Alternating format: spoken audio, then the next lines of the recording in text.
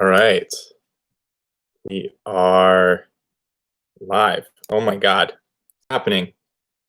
What's up, y'all? Time for morning rambles. I'm doing this new thing where I've set up streaming on YouTube and Facebook as well. I feel like a real media company, like I'm CNN. Feel like CNN. I feel like I should develop some sort of CNN voice. I've always kind of like found the anchor person voice hilarious, and I've got three different directions here. So I need to actually just two different directions. I need to figure out. This is a new experiment, but for those of you who are joining me for the first time on Facebook, and nobody follows me on YouTube, so I definitely doesn't matter who I'm talking to right now, but eventually people will. This is a new segment that I've been doing on Instagram for a little while called Morning Rambles. I've been doing it on Instagram. This is number 13. Oh my God, 13 times I've just turned on my camera and talked shit about life. And today we're going to talk about ganja. Oh my God, marijuana. This is one of my favorite topics. My dude, a light in the woods. What's up, y'all? Did you get in the ocean today? My friend is on Instagram. She's been getting in the ocean every day. We're gonna talk about marijuana, and I'm gonna try to figure out this situation. This is the process of creativity where you throw yourself into something like having two fucking screens that are pointed in different directions, and you try to navigate it. And I'm gonna figure out a solution where I'm not doing this the whole time. But that's what's gonna happen today on Morning Rambles. It's gonna be rambly and confusing.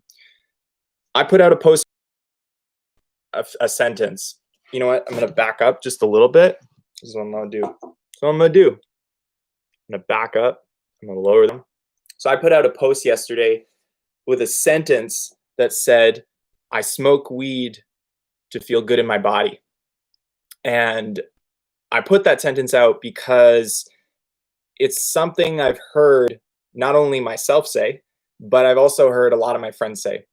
And it's really I think it's a topic that a lot of people will want to talk about eventually. There's going to be a lot of discussion around the use of marijuana as a medicinal tool and as a way of dealing with mental health and physical health. And I don't think we fully understand it, to be honest. And I have some opinions, not necessarily around the medicinal side of it, because I'm not a fucking expert in that regard.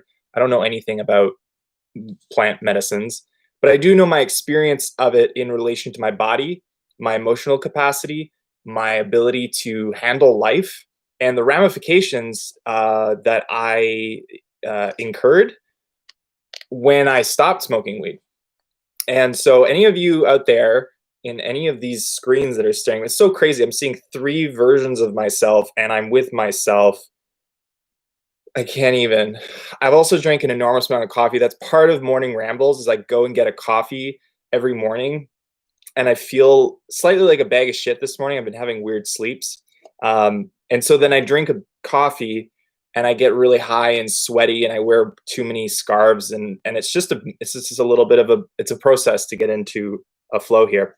But we're going to talk about marijuana. I think marijuana is what the craziest thing about weed is this year. Just think about this for a second. It went from being illegal to an essential service within a year. Okay? Like, that's one of the strangest things I've ever experienced in my lifetime. That we took something that people were getting fines. I don't really know what the charges were before for smoking weed or having weed. I don't know anyone who's been arrested personally for smoking weed, but it went from being illegal to an essential service. That people that it's one of the most it's one of the things that we've kept open during the pandemic. That and alcohol. So why did we do that? That's the first question. I think a big reason why we kept those two services open is because we really understand that the people who need those things will start acting in ways that are not so good if they don't have those things. And so there's like an understanding there, which I think is kind of confusing. Um, but I'm not going to get into too much of the political things. I wanted to talk about marijuana in relation to embodiment because that's what I specialize in. That's what I'm interested in. This is the primarily morning rambles is associate is to get into the topics associated to um, mindfulness, uh, life, philosophy, and embodiment. Those are kind of the topics that I want to cover in this, and it'll go everywhere else. But marijuana in relation to embodiment is such an interesting topic because I have so many people in my life, and if you're one of these people, let me know because I think it's not talked about enough, who use marijuana to specifically feel their body. And a lot of my friends, they'll smoke weed and they'll have a good yoga practice, or they'll smoke weed and they'll dance. And it's a way for people to connect. And I also, throughout my life, have used it. And recently during the pandemic, I did use it to connect to myself because I was feeling very numb. And it's the reason I think it's a really interesting plant, and why I feel like it needs more conversation around, is because people who don't feel a lot will often smoke it to feel more. But the after effect is that you will feel less. That it's not as black and white as, oh, I smoke weed, I feel a lot, and then I wake up the next day, or the next day I'm not stoned and I still feel a lot and I'm really connected. That's not the experience. The experience is more times than often that you smoke weed, you get connected to yourself, and then after you feel disconnected from yourself. If it doesn't happen the next day, it might happen 2 days after or 3 days after. And so, you know, when looking at it as a tool, I like to think of things as tools, right? There's no bad or good tools. There's no such thing as that. Tools are tools. Tools serve a purpose. So if you're using the wrong tool for the wrong purpose, then that's not good, right? But if you're using the right tool for the right purpose, then you're in good shape. And so marijuana, in my opinion, is a tool. I was a stoner for like 4 or 5 years, solid. Can bake, go to sleep, then bake, bacon, all the bake, every bake, all kinds of the bake. And it took me a lot of energy to stop smoking weed. And I used it specifically to deal with anxiety. But as I've become older, wiser, so to speak, I'd like to think I'm wiser, but you guys can debate that if you want. I've really understood that the experience of becoming embodied and feeling my body through smoking weed when I was anxious was really just a call from my body to move it and connect to it without marijuana. So there was a conversation happening inside my body saying, hey, you need to feel some shit. It's going to feel hard. You're gonna feel a little awkward and it's gonna feel uncomfortable, but you need to feel it. And my way of interpreting that was, oh, I feel like I have to do something. And when I smoked weed, it felt like it was answering that call, but that's not really. It wasn't really actually answering the call. What it was doing was connecting me to kind of another world, another place. And I became really dependent on it. And what I understand about marijuana, and what I feel like is really important to understand about marijuana, if you're a pothead and you've never gone longer than a week or 2 weeks or 3 weeks or even a month without smoking weed, I think it's just really important to ask yourself, like, is it okay? And if the answer for you, excuse me, if the answer to this question is yes, then awesome. There's no problem. But this is my question. My question is it okay for me to consume something that I have no control over consuming? Right? And that's where I ended up with marijuana, was that I realized that I had zero control over my consumption of it. And that's what bothered me. it didn't necessarily bother me that I was high. It did bother. It was disrupting some of my relationships, and I really felt affected by that. Um, but the main thing that really hit me was, why can't I control my consumption of it? And that question is a fucking rabbit hole. And if you're willing to really look at that question and ask it with integrity, you'll realize that you're not consuming it over choice. You're consuming it because there's a mechanism forcing you to do it. There's something inside of you that is really unhappy. You either hate yourself, you're unhappy with your situation, you hate your job, you hate your relationship, you hate what you're doing, you hate your life. There's something about it. And you can experience a lot of things in your life that are hard and bizarre and sad when you experience that and you don't look at it. Um, and I think smoking a lot of weed is one of those byproducts. Now, to be clear, like I said, it's a tool. And if you're struggling with a serious physical ailment or some sort of mental illness where this is the only way that you can function, well, then that's a good tool. There's nothing wrong with that. I'm talking about a specific demographic of people who are more or less healthy, who are more or less have a decent life, and for some reason, this is the thing that is creating a sense of relief in their life, and they have no control over it. So when I'm looking at embodiment, I'm looking for that clarity. Like, it's like when you go to a fucking forest and you see water coming down from a cliff, amidst the trees. Like, that's clear water. That's water that came from the tops of the mountains. It came from the sky. There's no contamination. Like, that's what I believe embodiment is. It's that pure kind of source. A word kind of bothers me, to be honest. It's a little too woo for me, but I'll use it for now.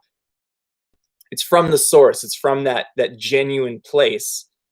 And to use something to feel embodied other than your body, if that doesn't seem accurate to me, right? Like, that's not true embodiment.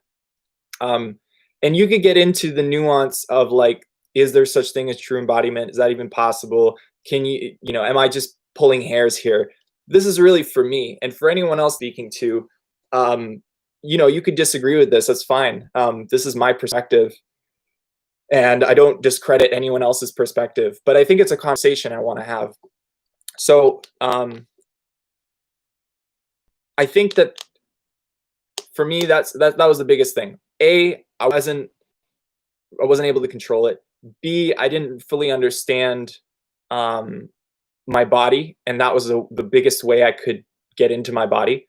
Is an easy, direct way. But what I like to look at in my life is, what is mastery, and like, just zoom out, right? Like, get the fuck away from the ganja for a second and just zoom out and be like, okay, well, what is my mission on earth? Like, what am I here to do? And in my humble opinion, one of the best things you can do is develop self-mastery, self-control, self-understanding.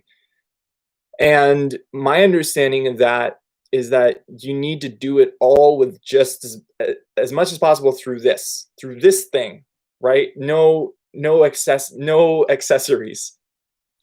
Does that mean that using accessories to feel yourself and get into yourself is bad? No. That those are all holy and godlike, and everything is there's a lot of potential in those things too. But when you're moving through life, I think the goal is to get progressively closer to yourself and not further away. And in my opinion, materialism and using external sources and using plants like marijuana on a repetitive, habitual, uncontrollable basis, that, in my opinion, is not self-mastery. So if you're not into that kind of mindset, then this is probably just all sounding like gobbledygook bullshit. But that's really what I am fascinated with. It makes life more interesting? You know, is the goal to have a decent relationship with another human being, or is it to have a good relationship with another human being?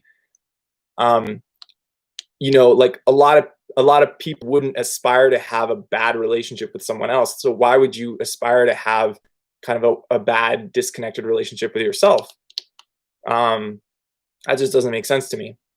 So I think if you're interested and curious about self mastery, and if you're interested and curious about your own behavior, and if you're interested and curious about your own understanding of why you're doing the things you're doing, then smoking weed on a repetitive basis to feel yourself is a beacon. It's a flashing light, um, to to ask those hard questions. And man, I remember, you know, I'm putting together a lot of material for my new website and the courses I'm making, and it's a lot of work. I'm really enjoying the process. But you know, one of the hardest questions, and I did this in the habits video that I made on Instagram. For those of you who are on Facebook and don't follow me on Instagram, it's at Meet Your Edge on Instagram. I've got 2 videos up, 4 that are focused on recreating your habits and getting into why you're doing the things you're doing. And the important thing is that, like, if you identify your values, then you can make better decisions about what you're doing. And if one of your values is self mastery, then you definitely need to ask why you're doing your habitual things, right? And if one of your values is that you just like getting stoned and you want to just do that, then great. Um, in my opinion, that left me with a huge stack of emotional work to do once I stopped smoking weed. And that was really unpleasant. And I didn't just have to change one thing in my life when I stopped smoking weed. I had to change the whole fucking show, the whole set, the cast, the scene, the plays, the words being spoken, the language, everything I had to change. I had to change every aspect of my life. Um, it wasn't just one thing. And that goes the same for any life decision that orients towards self mastery. Is that a lot of times we don't just change the one thing, we change the whole situation in which the thing exists. The thing doesn't just exist because it exists. The thing exists because of the circumstances and your relationship to the circumstances. And those two together create a kind of a perfect alchemy for you to behave in a certain way. So in order for you to change who you are, you need to change what's going on inside in relation to what's going on outside. But a lot of the times, in order to change what's going on inside, you need to change what's going on outside and get new input. And this is something I've suggested to many people, that when you're going through depression or anxiety or having a hard time, the biggest tool is to just change variables in your life, like make it almost arbitrary. Go to a different coffee shop, walk down different streets, get up at a different time every day, do things that are random and arbitrary, and create some sort of new input, because new input creates new opportunities for you to react and understand yourself. And um, you can't change who you are if you're consistently being exposed to the same things over and over again. So I've gone kind of down a little bit of a road here away from marijuana, but you know, marijuana isn't the problem. Marijuana is never the problem.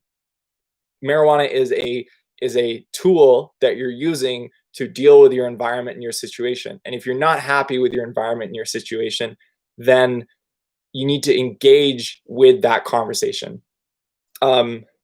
So I'm going to tell you a little story that I just had. So it's a little bit of a raw story, but I'll share it anyways, because fuck it. We only have one life. So,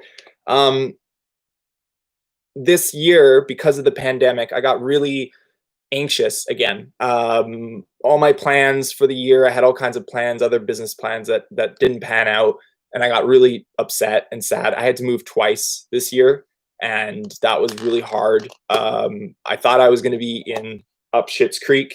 I ended up in this beautiful home. Doesn't look too beautiful behind me. It looks pretty normal, but It's awesome. I can train people in here. I do train people in here. I do body work in here, and I'm really inspired by it. Anyways, so I reintroduced marijuana into my life this year because I was feeling at my limits and I needed new creative input. So um, my relationship with marijuana is like a really hot ex-girlfriend who I know I shouldn't be having sex with, but I sometimes do. That's kind of how I have had um, my relationship with it. It's really awesome to have sex with marijuana, but I know it's not where my heart lies. It lives somewhere else. So when I introduce it back in, I'm really cautious. I'm really understanding, like, okay, this is not permanent. This is not going back to where it was, where I was smoking weed every day, all day, to deal with life, and that's not how I want to live my life. Um, so I reintroduced it, and I've spent most of the year on and off, maybe once a week, twice a week, and then the last 3 weeks, I've been putting together a new website. I'm really excited about sharing this with you guys. I'm really excited to present the finished product. I'm hoping it'll be done for beginning of December. I really, really want to get that off the ground for you. I'm really proud of where the work I've done. But I really didn't want to sit down that much. I didn't want to engage with the computer that much. So I chose to up my marijuana consumption because the thing with me and marijuana is I'm hyper productive. I become like this dog that finds a stick and it just like is like "Arr, arr," destroying the stick. You know, like that's kind of the energy inside me. So I sometimes need that. So I use marijuana as a tool to do all of the boring shit on my website that I don't really want to do. Um, Anyways, there's a reason I'm telling you this story. I overdid it, like straight up. I overdid it. I didn't feel good. I didn't feel like I was in integrity with myself. I didn't feel like I was grounded. I didn't feel like I had any sort of control for a little window for about a week. Last week? No, not last week, the week before. Felt like I didn't really have control. And then I decided to smoke weed one more time last Friday. And I used it in like almost a ceremonial way. Like I smoked it and I just said like I want to be back in my body, but I don't want to use you. I'm saying goodbye. And I think this is I'll get into this after, but how marijuana, if you treat it like a friend, you can have a really interesting relationship with it, but I'll get into that after. But I ended up having one of the worst experiences of my life smoking weed that I've ever had. I've never felt this terrible smoking weed in my life. I ended up puking my guts out in my bathtub because I was so nauseous. I fell over. I was on the floor. I couldn't feel my body. That was a whole crazy experience. I had the opposite experience of what I normally have, and it was such a beautiful moment because it was such an obvious goodbye. It was like, this is so not right for me right now. Like, and I had for a long time, but it took engaging with it in a very intentional way and asking it and telling it goodbye. Like, I need to say goodbye to you. And I also want to say goodbye to you. And man, it was crazy. So I ended up puking my guts out and I have felt so good. I felt like I exhumed a demon. It was pretty crazy.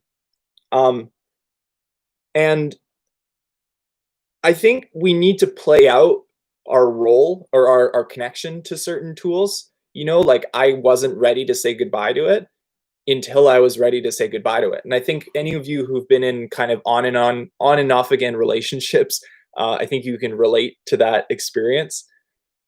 Um, but yeah, I think marijuana should be treated similar. So I'll share one more thing and then I'm gonna bounce out. But the best advice I ever heard in my life was from an ex-girlfriend when I was really deep in addiction. The best advice I ever heard about dealing with my relationship to marijuana was to ask it how are you doing? Like, to connect to the plant and ask it what it's been feeling throughout our relationship. Um, and I had a pretty crazy spiritual experience realizing that this plant was like a best friend that I had been calling every day and like venting and overusing, um, and that it was exhausted. It was like exhausted by supporting me, and it didn't know what to do anymore. And it just kind of blew my mind to think that like the things that are serving us, like how much are we respecting them? How much are we giving like love and attention to them? Because they're giving us a lot.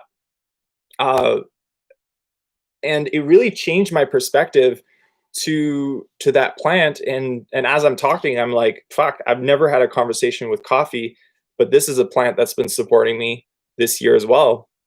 And I've been overusing it. And I wonder what it would say if I asked it, like, yo, how are you feeling about this relationship? Like, do you feel a little bit overused and abused? Am I using you too much? And if you truly care about your relationship to other things, whether they be animate or inanimate, um, I feel like there's some truth in there. There's some rawness there to be explored.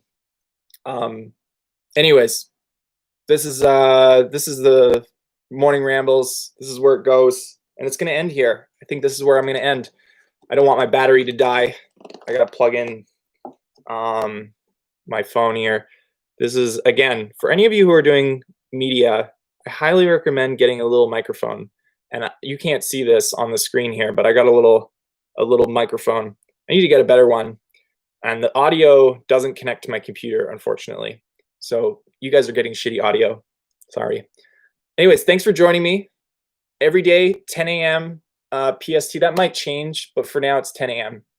PST on Instagram, YouTube, Facebook, CNN right now. It's next level shit.